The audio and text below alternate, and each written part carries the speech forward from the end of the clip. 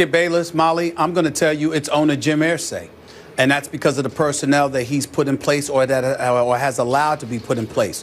The finger points directly at his doorstep. If he were a guy that just cut the check and minded his own business and left football up to the football guys, then I would point the finger at Grigson and Chuck Pagano. But he appears to be hands-on. He appears to be cognizant of the personnel that is picked. He's clearly intimately involved to the point where he would be in the locker room after the game. He would be arguing with Grigson. Lord knows what he has said to Coach Chuck Pagano. The list goes on and on. But let's be very, very clear. The Colts are an absolute mess. And don't think for 1 second that the guy who's one of the biggest supporters of Andrew Luck, that would happen to me, Skip, that I'm not in any way absolving him from his doldrums. This guy has played in 5 games. He has thrown 8 interceptions, 2 included yesterday. They are 1-4 without him. I'm sorry, with him, okay? The other 2 victories they have are without him. They are winless against everyone outside of the weak and depleted and the embarrassingly inept AFC South. Then you take into account the personnel. You've got this guy, Costanzo. He is your left tackle, Skip Bayless. I'm just looking at some of the stuff here in terms of the amount of penalties. 5 holding penalties, 3 false starts, holding, false starts, whatever the case may be. This is a guy you gave $42 million to. He's your left tackle. He ain't getting it done. Andrew Luck ain't getting it done. Andre Johnson has had only 1 good game this year. Frank Gore isn't resonating nearly as much as we thought that he would. Trent Cole, who you acquired, he doesn't have a single sack for you. Harriman, your offensive lineman that you brought in, was benched after 2 games and was on the sideline in street clothes yesterday. Veterans who were brought here at an exorbitant amount of dollars, I might add, to make huge contributions, are making literally close to none. And if your veterans can't produce for you, what level of leadership can they provide for you? Because if they were paid to come here and make a contribution and be veterans, we all know you can't lead men if they're looking at you and saying, well, what the hell are you doing? That can't happen. So when you look at it from that perspective, it's an absolute mess. Of course, Andrew Luck is primarily responsible as a player on the field. Of course, Chuck Pagano is primarily responsible because his post-game pep talks clearly ain't working, okay? We understand that. And then you got undefeated Carolina and Denver coming up on your schedule, which doesn't look good for the Colts. But ultimately, I have to look at Grigson and the personnel that he's brought in play, and I have to believe if he went out there and got these age-old veterans, Skip, it had to be because the owner sat up there and said, we need some veterans to go along with the youth and Andrew Luck, a Fleener, Dwayne Allen, and these boys. We need some veterans up in here, and the owner had something to do with it. I would say to you, Irsay and Grigson, definitely Grigson, but I got a feeling Irsay might have been in his face telling him what he wanted done. And that may have influenced some of the decisions that he made. I could be wrong about that part. It could be all on Grigson, which is why the owner was in his face yesterday in the locker room, according to the reports. But I'm inclined to believe that Irsay had something to do with the personnel that Grigson brought on board. I will agree with you. The Colts seem to have a meddling owner who obviously had his own off-the-field issue that he's dealing with. You know where I'm going to go with this. Whatever responsibility we're talking about, whatever blame we're talking about, starts and finishes with the franchise quarterback, Andrew Luck. This has been a pet peeve of mine, the premature coronation of Andrew Luck on this show for 3 years, not 2, but 3 years. Just show me, Andrew. I got nothing against you. If you show me, I will tell the world you are that guy. You're Andrew Luck, as in first ballot Luck Hall of Famer.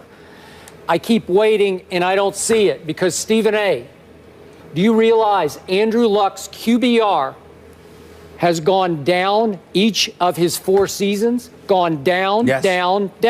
It's at 38 now. He's regressed to 38 on a scale of 0 to 100. 38 QBR right now. As you know, and I feel like I'm beating dead statistics here, but his rookie year, he had the second most turnovers in the league to Mark Sanchez. Last year, he had the second most turnovers in the league to Jay Cutler. Now he's tied for second in total turnovers in the National Football League. And as you know, he's lost all 3 of his home games. And thanks to his 2 interceptions yesterday at home, this team fell behind the visiting New Orleans Saints 27-0. Then Andrew Luck heated back up, as we saw against Kansas City in the home playoff game, that he dug them out of the hole that he initially dug. And he was pretty great in the second half, wound up throwing for 333 yards. They actually got back in the game that they lost 27-21. Okay, but what happened when it mattered? 27-0 happened at home. I hear, oh, it's his shoulder. He's still fighting with his bum shoulder. Well, then don't play, because his velocity looks okay to me. It looks normal to me. Then I hear over and over again, they just can't protect him. He hasn't had I brought this up, Steve Young said a couple of weeks ago, hasn't had a clean pocket all year. Trust me, against the Patriots, it felt like he had a bye week to throw each time he dropped back. That's how much time he had. And look, Matt Hasselbeck stepped in and had 0 interceptions in 2 games against 2 bad teams, albeit Jacksonville at Texans. But the at Texans game, I thought that was pretty good on the part of Matt Hasselbeck. He showed you how he could get rid of the ball on time to the right guy, even if it's a dink or a dunk, and you can win the football game. And right now, it's hard for this team to overcome the mistakes made by its franchise quarterback. I don't know what's going on. If he's hurt, they should sit him down. But the problem is, as you well know, they're in such, this is the big benefit of Andrew Luck. He's in such a bad division, and has been for all 4 years. They're still in the lead. They're 3 and 4. Sole possession. They're leading the AFC South at 3 and 4. So they can't lose for winning or win for losing. However you want to look at it, the worse they play, the better it seems to get, because this is a pathetic division. If they were in the NFC South, Lord help them. They'd be having a hard time right now. Their season would be basically over. So this is your Super Bowl team, just the way it was a whole lot of people's Super Bowl team. Andrew Luck was the preseason MVP pick by a whole lot of analysts out there, and he regresses, yet they're still afloat, because all they have to do is win this division. They're going to get a playoff game somehow, some way. Well, so go ahead. Here's my deal, Skip. I'm not going to argue with you about Andrew Luck and his performance. It's undisputable. He has not been nearly as impressive as anybody expected him to be. He's been a turnover machine, and they're 1 and 4 with him in the lineup. That can't be disputed. But when you hear me articulate all the other problems that they have, Skip Bayless, I don't know how you can sit there and look at him and not look at a Chuck Pagano, not look at a Ryan Grigson, okay, not look at a Jim Irsay. This is the 20th ranked team defensively in the NFL. They are 28th in yards allowed. They are 23rd in yards allowed against the rush, 28th in yards allowed against the pass. Yesterday, to Mark Ingram, they gave up 143 yards on 14 carries. Skip Bayless, that's more than 10 yards per carry that the Indianapolis Colts defense surrendered. I don't know how we can ignore that. Yes, you're talking about Costanzo being paid the money, that he's being paid, and you got holding penalties and false starts to the point where you're being interviewed at the locker and you are degrading yourself. Nobody's arguing with you, because we know you're right. You stink, you're this, you're that. This is what he said about himself. Nobody said a word, because they know he's right. Andre Johnson, he's 34 years old. He's gone from Houston. He comes over here. He's had one good game, which is against his old team, the Texans, which we will discuss later on in the show. Yep. You got Frank Gore averaging 4.6 yards a carry.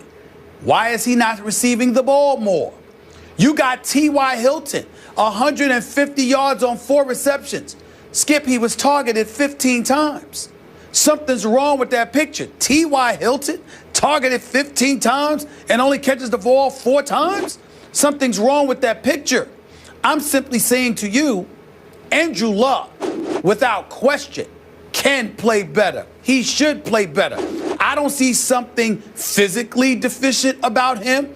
I don't see his IQ having diminished in any way. Something just doesn't seem to be clicking.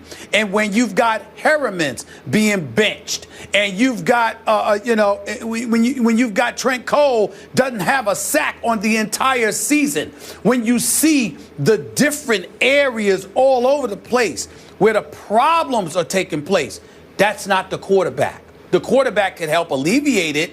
He could help negate and offset it. And the fact that Andrew Luck is not doing so is definitely an indictment against him. He's in his 4th year, been a divisional player, a wild card divisional player of AFC Championship game. Damn it, he was progressing until this year. Don't know what happened. But it is clear that the problems are all over the place.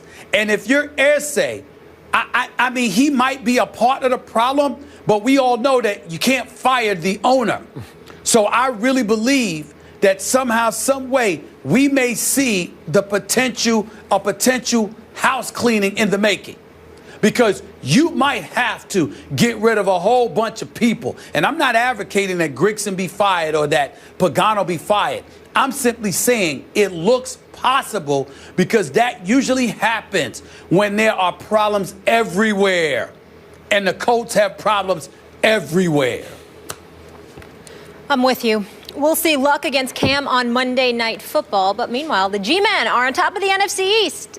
But is it still anyone's division to take? Will New York hold off their division rivals when all is said and done? Eric Allen is in the house. He'll offer some insight when we return. Stay here.